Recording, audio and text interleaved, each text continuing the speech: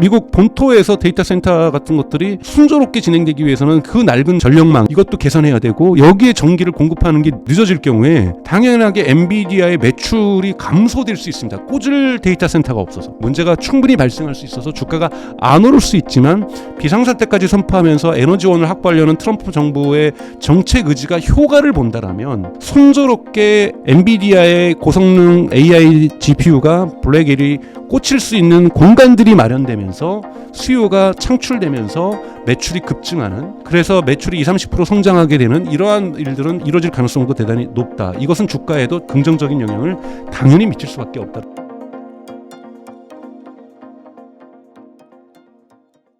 바이든 행정부가 발표했던 엔비디아 AI 칩 수출 통제 정책으로 엔비디아가 이제 중국 시장에서 좀 타격을 받았었는데요. 이게 좀 어떤 내용인가요? 지금 원래 H100이나 이 고성능 AI 칩 그 수출 금지가는 원래부터 있었는데요. H20이라고 해서 중국 수출용 성능이 많이 떨어진 AI 칩을 중국에다 팔고 있었는데 그것도 팔지 말아라. 이렇게 나온 거죠. 그러면 게임용 칩이라든지 그냥 일반 컴퓨터 GPU 이 정도는 팔아도 된다는 건데 그거는 너무나도 시장이 작고 지금 엔비디아 매출 전체 구조로 볼 때는 그래도 16% 정도는 중국에서 작년 11월 기준 매출이 나오고 있는데 그 대부분 H20 고성능 칩이 차지하고 있는 거거든요. 그러니까 이 부분을 날리려고 하는 거니 엔비디아 입장에서는 불편한 거죠. 그쪽에서 원해서 H100이나 H200보다는 훨씬 더 떨어진 H20과 H30을 만들었는데 중국형 저사양 AI 칩을 만들 그거마저도 팔지 말라고 한다라면 어떡하냐. 이것이 이제 엔비디아의 불만인 거고 앞으로도 엔비디아가 이제 그렇다면 요 나머지 10%가 넘는 또는 전후로 되고 있는 매출 구조의 공백을 다른 방식으로 채워야 되는 숙제가 엔비디아에게 제시되는 거죠. 트럼프 행정부가 이제 들어섰잖아요. 이게 바뀔 가능성이 있을까요? 현재로서는 저는 그거는 이제 딜의 대상일 수 있겠죠. 예를 들자면 좋아 틱톡 미국이 가져. 그 대신 H20이라도 수출하게 해줘. 되게 느리잖아. 너네는 H200 갖고 블랙일도 가질 건데 우리 H20이라도 갖게 해줘라고 중국 정부가 요청할 수 있거든요. 왜냐하면 중국도 지금 계속해서 투자해서 쫓아오고 있지만 아직까지는 이런 수율도 좋지 못하고 그렇기 때문에 H20에 대한 요구사항은 있을 수가 있어요. 그렇기 때문에 중국 정부가 하고 미국 정부의 새로운 트럼프 2기와의 딜이 구체적으로 무엇이 될지는 진짜 지금 누구도 예상할 수 없거든요. 분명히 중국 정부는 위시리스트를 작성해서 보낼 겁니다. 우리 이거 해주면 우리 기브 앤 테이크니까 이거 줄게라고 해줄 거고 트럼프가 행정부에서 요거는 받고 이건 안 받을래 라고 얘기를 하면서 그 대신 요거는 주겠다는 거는 줄게 이런 식으로 기브 앤 테이크가 서로 어떻게 될 것인지를 지금 예측할 수가 없기 때문에 사실은 엔비디아의 향후 2025년 전망을 중국과의 대중국 정책에 있어서 어떻게 변화될지 예측하기는 대단히 어려운 상태라고 볼 수가 있고 이 부분이 빨리 해결되어야 엔비디아에 대한 불투명성도 불명확성도 해결이 되겠죠. 사실 엔비디아가 작년에 굉장히 급속 성장을 했고요. 주가도 굉장히 많이 올랐는데 좀 최근 들어서 좀 긴 조정이 이어지고 있는 것 같습니다. 그래서 지금 예전만큼 좀 힘을 못 쓰는 모습에 이게 원인은 어디 있다고 보시나요? 가장 큰 거는 중국보다 더 큰 거는 이제 블랙웰이고요. 블랙웰을 분명히 3분기 실적 발표할 때 4분기 때 공급하는 거 문제 없다라고 얘기를 했었거든요. 저는 다른 방송에 나와가지고 분명히 4분기 때 되는 건 불가능할 거라고 얘기했다가 제가 댓글로 욕 바가지로 먹었는데 젠순항이 된다는데 너는 뭔 소리를 하냐 그랬는데 4분기 약속을 못 지켰어요. 그러면 당연하게 이건 실망할 수밖에 없는 거고 이번 실적 발표 나올 때 말씀드렸던 엔비디아의 파이낸스 이어는 완전히 전통적인 파이낸스 이어하고 다릅니다. 하지만 우리가 전통적인 기준으로 봤을 때 4분기 실적 발표를 하게 될 2월 초에 엔비디아의 실적 발표에서 모든 질문은 블랙엘 그래서 언제 나올 건데일 거예요. 왜냐하면 블랙엘에 대한 대기 수요가 엄청나게 많거든요. 오라클 10만 몇 개 주문하겠다. X.AI 일론 머스크 나도 블랙엘 사겠다. 다들 블랙엘 사겠다고 지금 손들고 예약 걸어놓고 있고 현금도 예약금 걸어놓고 있는데 안 주면 어떡해요. 그렇게 되면은요 뭐가 또 있냐면 자동차하고 비슷한 거예요. 우리 블랙엘 살 거기 때문에 H100은 이제 그만 살래. H200은 그만 살래. 이런 니즈가 있단 말이죠. 물론 이쪽에서는 수요가 과잉되고 있고 공급이 부족하기 때문에 뭐 너네 메타 너네 안 살 거면 딴 데 팔 때도 많기 때문에 계속 팔고는 있어요. 팔고는 있는데 블랙엘에 대한 대기 수요가 나오면 폭발적으로 또 매출이 성장할 수 있는 기회 지점이잖아요. 그래서 엔비디아에게서는 중국보다 더 중요한 것은 블랙엘의 양산 시점이라고 볼 수가 있습니다. 그리고 두 번째가 이제 중국 시장에서의 트럼프 행정부에서도 바이든 행정부의 정책이 이어진다라면 여기에서의 매출 공백을 어떻게 메꿀 것인가가 또 엔비디아에게는 숙제로 남겨지겠지만 이건 저는 세컨드 프라이어리티라고 보고 있고요. 첫 번째 프라이어리티나 첫 번째 중요성은 무조건 블랙엘의 양산식입니다. 이거에 대한 집중적인 추궁이 이번 실적 발표에 있을 거라고 저는 보고 있습니다.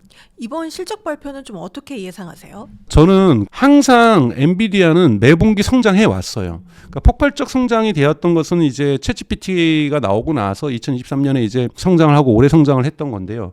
이렇게까지 폭발적 성장이 데이터 센터에서 이루어지는 것은 이제 없겠죠. 당분간 없을 거라고 보는데 데이터 센터 매출이 매 분기마다 20% 30% 성장하는 것은 저는 엔비디아에게 아무 문제가 없다고 저는 생각이 들어요. 여기에서는 전제 조건이 있는 거죠. 블랙엘로 가서 가격이 올라가줘야 돼요. 왜냐하면 엔비디아가 더욱더 많이 매출을 올리려면 TSMC가 공장을 늘려야 되거든요. 프로덕션 캐파시티가 같이 늘어간다라면 문제가 없는데 지금 TSMC의 그 공장의 가동률은 거의 풀이란 말이죠.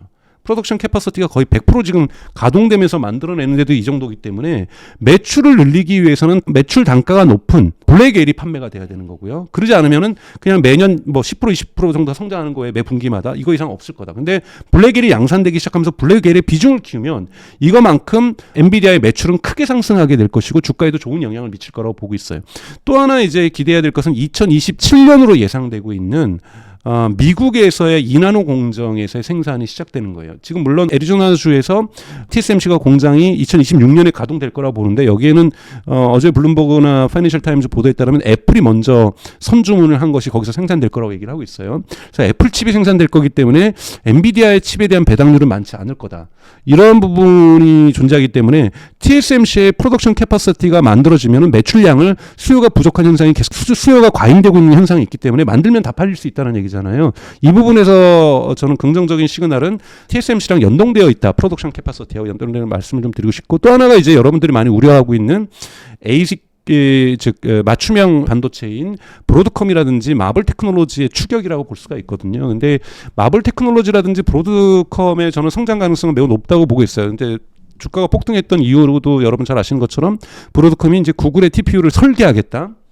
그리고 메타의 전용 칩을 맞춤형 칩을 생산하겠다, 설계하겠다 이렇게 나오면서 주가가 떴던 거고 마블 같은 경우에는 마블 테크놀로지는 아마존의 칩을 생산하겠다고 나왔고 트리니엄 2죠. 그 다음에 이제 큰 빅테크랑 논의 중이다. 이건 뭐 누가 봐도 마이크로소프트죠. 이렇게 되면서 맞춤형 시장도 엄청 커지지 않겠냐.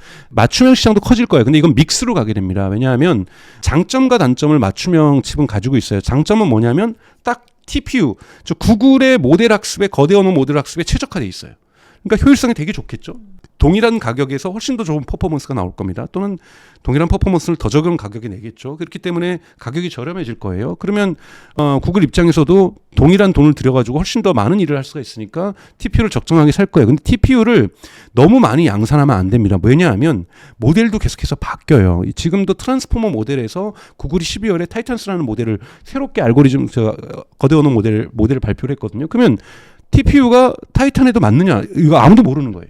그러니까 맞춤형 모델의 장점은 최적화가 잘 된다는 건데 단점은 뭐냐면 유연성이 떨어진다는 겁니다. 모델이 진화하면 거기에 그 칩이 효율성이 떨어질 수가 있어요. 그런데 엔비디아의 블랙엘이든 후퍼 칩은 제네럴 하잖아요. 이걸 쿠다를 가지고서 조정을 하는 거거든요. 이건 뭐냐면 제네럴 하기 때문에 유연성이 좋다는 장점이 있고 효율성이 떨어진다라는 맞춤형에 비해서 이러한 장단점이 서로 교차하고 있는 거기 때문에 이거에 대한 믹스 포트폴리오를 반드시 빅테크들은 가져갈 겁니다. 그렇기 때문에 엔비디아의 매출이 브로드컴이 성장하는 것만큼 줄어들 것이다 상황에서 저는 그렇게 보지는 않고 있기 때문에 전체 AI 반도체 칩 시장이 커질 것이다. 그리고 브로드컴이 들어올려서 생산을 하더라도 결국은 TSMC가 해야 되잖아요. TSMC 입장에서도 엔비디아가 최고의 고객인데 엔비디아하고 약속한 물량 안 만들어주고 브로드컴에다 물건 떼준다? 이거는 TSMC 입장에서 하기 힘든 거죠. 그래서 대량의 물량을 떼어주더라도 쉽게 떼어줄 수 있는 상황이 아니기 때문에 브로드컴과 저는 마블 테크놀로지의 성장 속도에는 성장을 하겠지만 그렇게 가파르게 성장할 거라고 보지는 않습니다. 그렇다면 엔비디아만 가지는 이런 차별점, 장점 이런 게 뭐가 있을까요? 엔비디아가 말씀드렸던 것처럼 제너럴한 거죠. 제너럴하다는 부분이라는 것은 그리고 쿠다라고 하는 엄청난 해자죠. 쿠다가 있으면서 이거를 조정할 수 있다라는 거고 어떤 개발자든지 쉽게 이것을 조정해 자기네들에게 그러니까 즉 반도체는 맞춤형이 아니지만 쿠다를 통해서 자신의 모델에 맞게서 맞춤형으로 쉽게 바꿀 수가 있다는 것이 엔비디아의 가장 큰 장점이고 이 쿠다를 쓸 수 있는 전 세계의 개발자 생태계가 너무나도 크다라는 거고 이 부분이 지금 엔비디아에게서는 해자로 작동하고 있다는 거고 엔비디아에서는 2025년에 성과는 안 나겠지만 2027년부터 성과가 날 수 있는 이런 피지컬 AI에도 투자하고 있다는 것 여기에 맞는 버티컬 클라우드 서비스에도 투자하면서 새로운 신규 수익 모델들을 하나하나씩 준비해 나가고 있다는 부분도 엔비디아의 장점이라고 볼 수가 있습니다. 혹시 그렇다면 올해 이제 25년 엔비디아에게 이게 좀 호재, 악재가 될 만한 이슈가 있다면 뭐가 있을까요? 악재는 블랙웰이 계속해서 지체되는 것이고요. 테슬라에게 FSD가 중요한 것처럼 엔비디아에게서는 블랙웰이 제일 중요합니다. 그래야 의미 있는 매출의 성장을 가져올 수 있을 거고 이것이 또 차기 모델을 또 만들어낼 수 있는 R&D 비용들을 만들어낼 수가 있을 거기 때문에 블랙웰이 가장 중요하다고 볼 수가 있고요. 그리고 계속해서 예를 들자면 또 하나는 매출을 또한 증가시키기 위해서는 또 하나가 그만큼 데이터 센터를 빨리 져줘야 되는데 데이터 센터의 에너지와 전력망이 그것에 맞게끔 딱딱 떨어져야 되는 거거든요. 그래서 지금 뭐 트럼프도 행정명령에 에너지와의 전쟁 선포 이런 거 하는 거잖아요. 비상사태 선포하는 것. 에너지원이 너무 많이 필요해요. 세계 에너지 기구인 IEA에서 내놓는 것은 2023년 대비 2026년 데이터 센터에서 필요한 전력의 필요성이 2배 증가하는데 이것이 원자력 발전기 51개가 필요한 거예요. 이걸 어떻게 단기간에 여기에 재생에너지, 원자력 발전소, 뭐 천연가스 다 때려박을 겁니다. 다 때려박을 것에 속도로 데이터 센터가 져줘야 예를 들면 올해 마이크로소프트 뭐라고 얘기를 했습니까? AI 데이터 센터에 800억 달러 투자하겠다고 그랬어요. 그럼 800억 달러의 칩을 일부는 브로드컴을 통해서 TSMC를 살 거고 일부는 엔비디아 거 살 거 아니에요. 근데 투자는 뭐예요? 여기 전기가 안 들어오면은 꽂을 이유가 없는 거잖아요. 여기에 전기가 들어오느냐, 전력망이 만들어지냐, 그리드가 만들어지냐 이런 것들이 종합적으로 만들어져야 엔비디아의 매출이 순조롭게 진행될 수 있다. 이런 부분이기 때문에 AI 흔히 말하는 인프라스트럭처 생태계, AI 데이터 센터의 생태계가 순조롭게 진행될 때 엔비디아의 매출도 순풍을 탈 수 있다. 그러지 못할 경우에는 엔비디아의 매출이 멈출 수도 있다. 충분히 사갔는데 데이터 센터를 더 이상 못 짓는 거죠. 저도 여기에 드릴 수 있는 전기가 없다든지 이렇게 되면 문제가 발생할 수 있기 때문에 이 문제가 같이 해결되어야만 엔비디아의 매출 또한 순항을 할 수 있다라고 볼 수가 있습니다. 사실 엔비디아 주가가 이제 굉장히 많이 올랐는데요. 25년에도 이렇게 좀 폭발적인 성장이 가능할 거라고 보시나요? 저는 폭발적 성장은 좀 어렵다고 보고요. 꾸준히 오를 거라고 보고 있습니다. 여러분, 저는 개인적으로 꾸준히 오르는 주식도 좋은 주식이라고 저는 생각이 들어요. 그래서 꾸준히 오를 수 있는데 꾸준히 오를 수 있다라는 거는 오르지 못할 수도 있다라는 거죠. 이것들은 아까 제가 말씀드렸던 전력난에 미국에서 빠지면서 물론 트럼프가 여기에 대한 비상사태를 선포를 하긴 했지만 이거를 비상사태를 선포를 한다고 해서 모두가 비상사태의 효과를 얻는 건 아니잖아요. 어떤 데는 계엄하고도 막 몇 시간 만에도 망하기도 하는 뭐 경우도 있으니까 안 될 수도 있기 때문에 여기에 적절한 에너지원이 공급이 안 된다. 왜냐하면 트럼프는 이런 데이터 센터 해외에 주지 않으려고 할 거예요. 그러면 미국 본토에서 데이터 센터 같은 것들이 순조롭게 진행되기 위해서는 그 낡은 전력망에 이것도 개선해야 되고 여기에 전기를 공급하는 게 늦어질 경우에 당연하게 엔비디아의 매출이 감소될 수 있습니다. 꽂을 데이터 센터가 없어서. 이랬을 경우에는 문제가 충분히 발생할 수 있어서 주가가 안 오를 수 있지만 비상사태까지 선포하면서 에너지원을 확보하려는 트럼프 정부의 정책 의지가 효과를 본다라면 순조롭게 엔비디아의 고성능 AI GPU가 블랙웰이 꽂힐 수 있는 공간들이 마련되면서 수요가 창출되면서 매출이 급증하는 그래서 매출이 20-30% 성장하게 되는 이러한 일들은 충분히 이루어질 가능성도 대단히 높다. 이것은 주가에도 긍정적인 영향을 당연히 미칠 수밖에 없다라고 말씀 좀 드리고 싶습니다. 엔비디아가 하드웨어 기업임에도 불구하고 70%의 수익이 난다라는 이야기를 하셨었는데 이게 어떤 내용인가요? 수요가 워낙 많으면 여러분 우리가 경제학 원론에서 배우는 것은 수요와 공급이 균형을 이룰 때 가격은 균형 가격을 맞추는데요. 수요가 너무나도 높으면 어떻게 됩니까? 그래프상 가격이 올라가죠. 그러다 보니까 엄청나게 비싸게 팔아도 블랙엘은 여러분 거의 페라리 가격이에요. 10만 달러가 넘습니다. 뭐 20만 달러인가요? 뭐 하여튼 이렇게 높아도 다 사는데, 그러니까 다 산다라는 건 뭐냐면 가격이 올라간다라는 것은 가격 빼기 비용이니까 여기에 70%가 넘는 수익이 남았다라는 거잖아요. 그러니까 너무 많은 돈을 벌고 있는 거예요, 사실은. 매출도 매출이지만 수익률이 너무 높습니다. 이런 하드웨어 장사는 없었죠. 그런데 항상 시장은 어떻게 되냐면, 그러면 경쟁자들이 들어오죠. 그러면서 엔비디아도 어떻게 합니까? 더 많이 팔기 위해서 가격을 낮추겠죠. 브로드컴이 들어와서 맞춤형을 만들어서 이 정도 싸게 팔려고 그러면 우리도 낮출게. 이렇게 경쟁 구도가, 자본주의가 아름다운 거는 가장 큰 장점은, 자본주의의 장점은 경쟁이 유지될 때잖아요. 그러면서 가격을 하락시키면 소비자에게 도움이 되는 거거든요. 여기에서 소비자라는 것은 빅테크들이 될 수 있고, 그 빅테크들 때문에 소비 다 빡겨가지고 구매도 못하고 있는 한국에 있는 카이스트나 서울대학교 뭐부터 시작해서 연구센터들, 한국의 네이버 얼마나 H100 사고 싶겠어요. 블랙엘 사고 싶겠는데 블랙엘 구경도 못할 거 아니에요. 나와도 저쪽에서 다 가져가느라고. 이렇게 경쟁이 심해지면서 가격이 다운되고 수요와 공급이 균형을 이루는 건데, 수요와 공급이 지금 균형을 이루고 있지 못하기 때문에 엄청난 수익률이 발생하고 있다는 거고, 이것은 엔비디아에게 너무나도 좋은 상황인 거죠. 네. 그렇다면 엔비디아에게 이제 위협이 될 수 있을 만한 경쟁자가 지금 브로드컴이잖아요. 브로드컴하고 마블 테크놀로지라고 네. 볼 수 있죠. 네. 근데 이거는 네. 병목 현상이 있다라는 거예요. TSMC라는. 그러니까 제가 말씀드렸지만 브로드컴이 생산량을 늘리고 싶어도 마블이 생산량을 늘리고 싶으려면 둘 다 TSMC가 오케이 받아줘야 된다라는 거예요. 근데 TSMC의 생산량이 갑자기 하루아침에 프로덕션 캐파시티가 넓어지지 않는다라면 엔비디아 앞으로 절반만 생산할래.